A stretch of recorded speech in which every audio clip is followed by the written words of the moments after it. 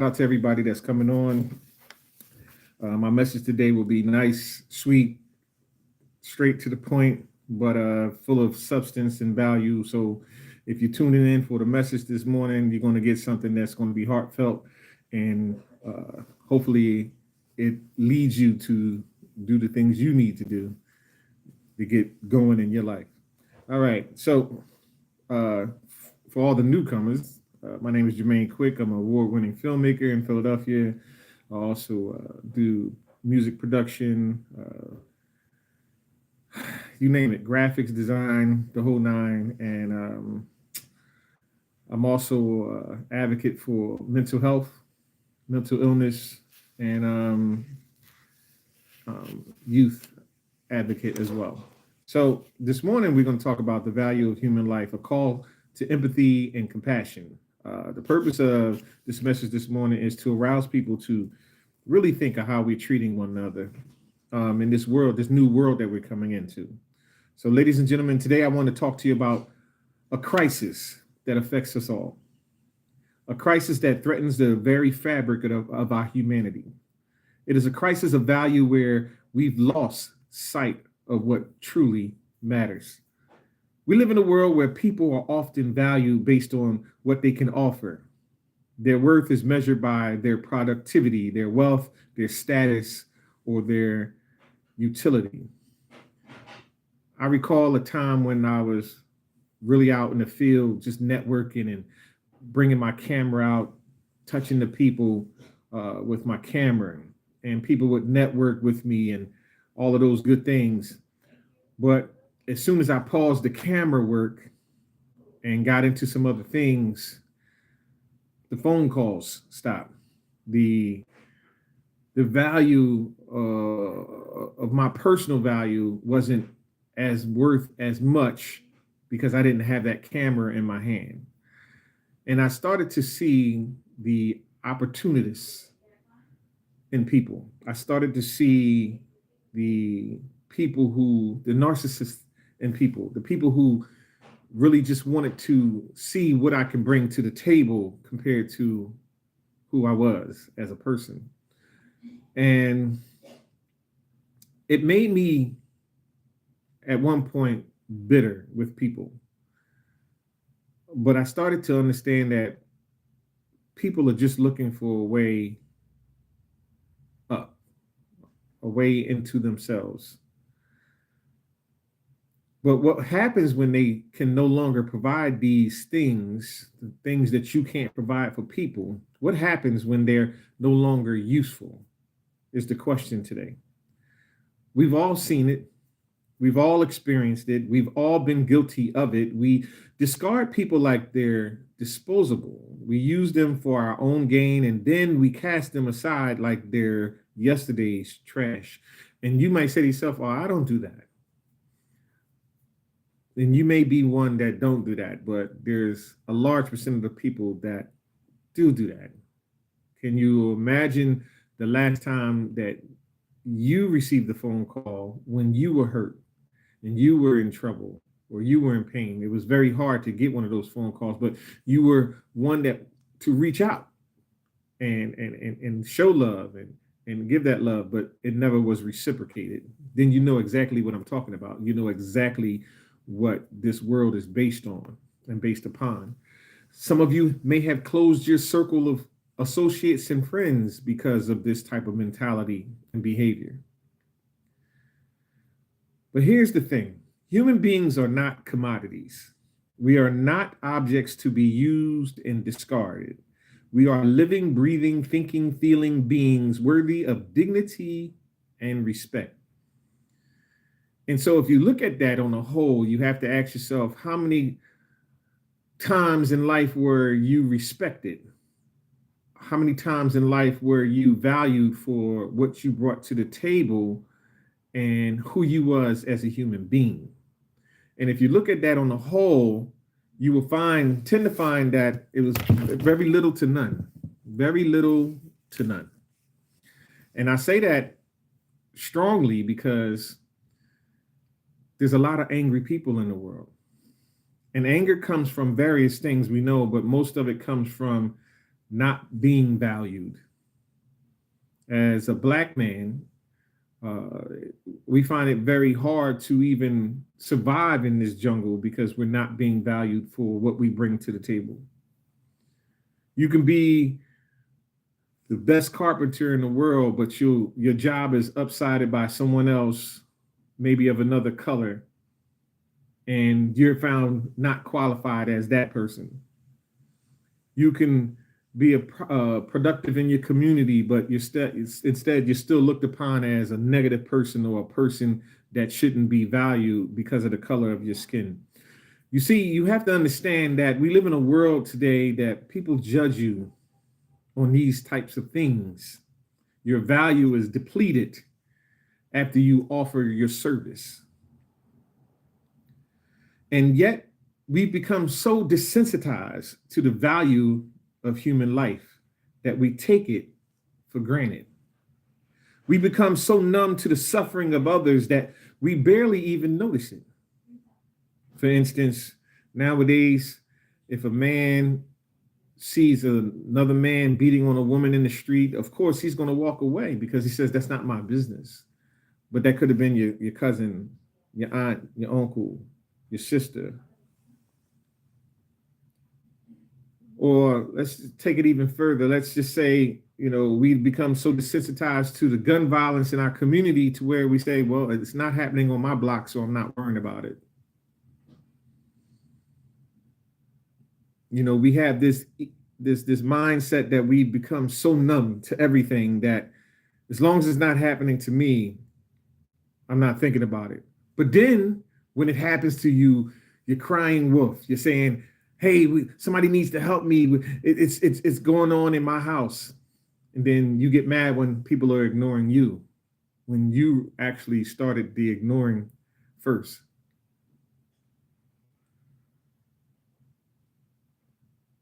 We become so consumed by our own selfish desires that we've lost sight of what truly matters. See, a lot of people, they hustling now, they're getting this money, they're getting to the bag, right? The bag. Let's get the bag.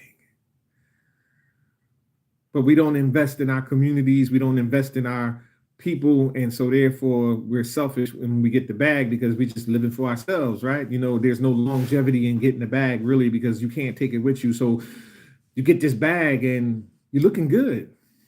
You got your new teeth, you got your new clothes, you got your new body parts, you got new everything, and you got the bag. But all around you is suffering. And now you need 2, 3, 4, 5 bodyguards to protect your bag. You got to buy a couple of guns to protect your bag because all around you is suffering. But you got the bag, though. You look good. You wear your jewelry, you sport your jewelry, you rattle your chains, and you look good. I can appreciate the value of having, but do we really appreciate the value of when our people don't have?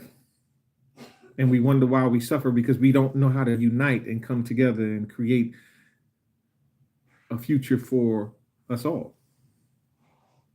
We've all been brainwashed. We know that. We all been brainwashed by some sort of American way. White picket fence and 40 acres and a mule type of mentality. We all been brainwashed with that, but that life has a little bit more value than that. But it's just not how we treat others. It's about how we treat ourselves. When we devalue the lives of others, we also devalue our own. We forget that we too are human beings worthy of dignity and respect.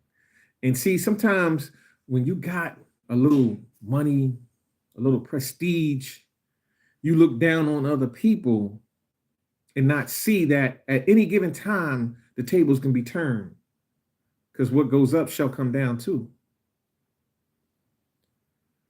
But you want to be respected with dignity, but you don't want to give it. You don't want to give respect and dignity. And so we fail in seeing the bigger picture in life. And this is why spiritually we lose each and every day. So I ask you, what is the value of human life? What is the value of human life? Is it measured by our productivity, our wealth, our status, or our utility? Or is it something else? What is it measured by? Do you have friends that you can call right now and y'all can talk about the lows of life to the highs of life? Do you have friends right now that when they call you, they're not just asking you for something, but actually just calling to say hello? How big is that circle of yours? And you will come to find out that once you stop providing that service, whether you're a beat maker, whether you're a rapper, whether you're a carpenter or electrician or whatever your service is, when you stop providing that service, you'll understand exactly what I'm talking about. Because as long as you're giving people stuff, they're going to be there for you.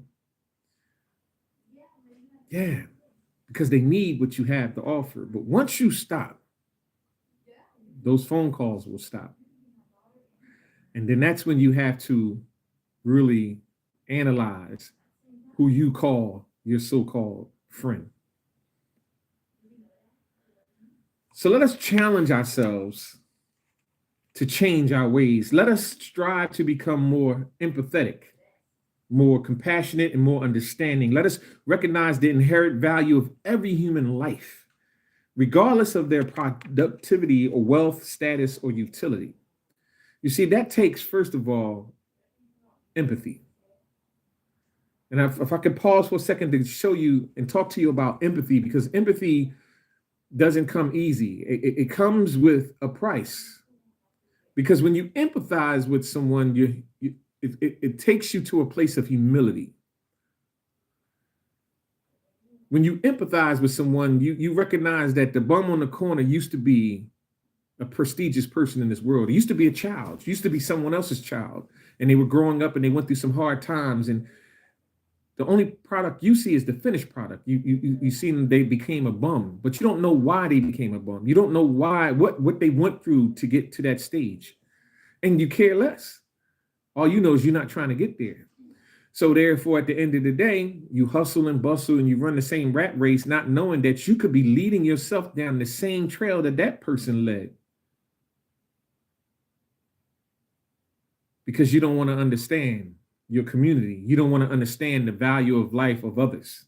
And when you begin to understand the value of life of others, you start to move differently. You no longer, what up, Ron? What's good with you? You no longer want to hustle and bustle and push forward. You just want to take every day, one day at a time, and just value the life that you have and value the friendships that you have with others. See, at one point in my life, I was really chasing the rat race right along with y'all. I was really doing that. I really wanted the attention. I wanted the stardom. I wanted everything. I was running on the streets with my camera, chasing people down for the interview, doing all of those things. And I got proof of it. I mean, I met many stars, met many people. And I was like my man Simon One Punch Car. He was like everywhere. They never there. I was like that. I was on that vibe. I really was. But then I started seeing some of my people leave one day at a time. Every day I was losing a childhood friend or just a regular friend or just a coworker. And I just started realizing that time was worth more than money. Now, mind you, I have a great job. I got my own business. I do movies and I still do production and stuff, but I do it at my leisure. I do it because I want to do it. Knowing that time waits for no man. So therefore, at the end of the day, I'm not trying to chase down something that is going to cause me so much time to where I don't have time for things I love, which could be my family or close one to me or just people at my job or just people that really matter. that show up when I need them to show up. See, the value of life is much more different for me now compared to what it used to be. I used to chase that down. I really did. I'm not lying to you. I did that for a long period of time, and I seen where it got me. Nowhere. Those same people that I put on and showed the way and gave them advice and did all those things, I don't see them anymore. And that made me wake up to the realization that this world can be very selfish. And so why would I want that as a legacy in my life? I don't. So I enjoy each day and I help people, those who need to be helped. That's what I spend my time doing, being empathetic in my own humility, understanding that people that are homeless at one point wasn't homeless. People that have mental illness at one point didn't have mental illness. And so therefore, I spend my life being a part of their lives, letting them know that at least somebody cares. That there are still good people out here, that there are people that really care in the community. And so that's the walk I choose. I don't expect you to choose that walk, because if you're still chasing the bag, you'll see your own journey at the end. And I want you to do that. I want you to continue to ride the wave and enjoy your life the best way you know how. And if it causes you to chase the bag until the end of time, you do that. But I tell you that there's another peaceful road that you can take. A more happier and more considerate and more valued road that you can take. And that is being empathetic towards the value of life of others and yourself. See, health is another thing that we take for granted. While you out here chasing the bag, being all stressed out about how come you can't have this and other people have these things, and being envious of things that really are not even part of your world, but you just thought they should be just because everybody else was doing it. And you all stressed out. And, depression is one of the major symptoms of mental illness. And people get depressed every day and don't know that any given time that it can cause a chemical imbalance in their lives and they can snap. And then that's when they come see me at the psych ward, because that's where I'm at. And I see a lot of people there all the time. Mental illness is real.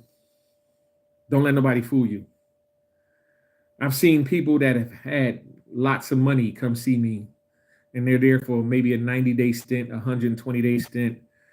And once you find out their lifestyle, find out maybe their wife cheated on them, or they were chasing down money for a long period of time and it didn't go the way they wanted, and they just lost their mind for a moment, and they needed some medicine to just really get them back focused. Yeah, mental illness is real. I see it every day, and it's getting younger. We got guys where I'm at, 22 to 30 years old, going through depression, schizophrenia, psychosis, because they were chasing something that had no value, and people treated them with no value, threw them to the wayside. And they snapped and did something that they normally wouldn't do. Some people say it was out of anger, but I say it was out of lack of understanding or out of lack of love. We don't love each other like we should. We don't value each other like we should. The value of human life is way deeper than the bag. You got to have compassion, and you have to have empathy. And let us draw on a spirituality from all religions to guide us on this journey. Let us remember the words of the Dalai Lama, who said, "Our prime purpose in life is to help others. And if you can't help them, at least don't hurt them." Now that's deep within itself, because I'm not just talking about the gun violence or how we beat each other up, but with wordplay, we do the same thing. With wordplay, we do the same thing, not knowing that words do hurt. Words have value too. And when you use them incorrectly, you can cause trauma in so many different ways. I mean, as a child growing up, we don't know as parents that sometimes our words affect children in the long term, but we don't think of it like that. Because really nobody taught us how to speak. So now we speak ignorance into our children and we expect them to be productive. See, this is way deeper than getting the bag. It's understanding that time brings wisdom, and then through wisdom that knowledge is expounded upon. And so their understanding or overstanding in that fashion becomes true to life. You start living what you speak. The value has more depth. See, money only has depth to a certain degree because it can buy you material things. I know we love the cars, we love the homes, we love the jewelry, we love all of those things. It's a beautiful thing, to have all those things. But you can't take it with you, and your legacy is not going to be built on your money because so many people had money before you that your money is called new money. New money don't last. It's forgotten about in about 1 century, or maybe even a half a century. New money don't last. But if it's instilled in a proper place, in a community where the community is flourishing generational wealth, then it has value. But we have yet to dominate that field because we behind enemy lines. We don't own anything. We don't own anything. You don't even own the house you live in. We don't own anything. And I know that's hard to swallow for a lot of people who got a bunch of money, but you really don't own anything.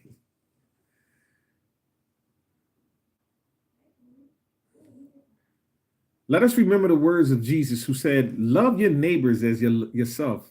In Islam, we're taught, I want for my brother as I want for myself. If you want, hey, boss baby, if you want better in your life, you got to want that for your brother or your sister. You got to. You would be doing yourself a disservice not to want better for your brother or your sister. Because if you got the bag and everybody else starving behind you, now you become the prey.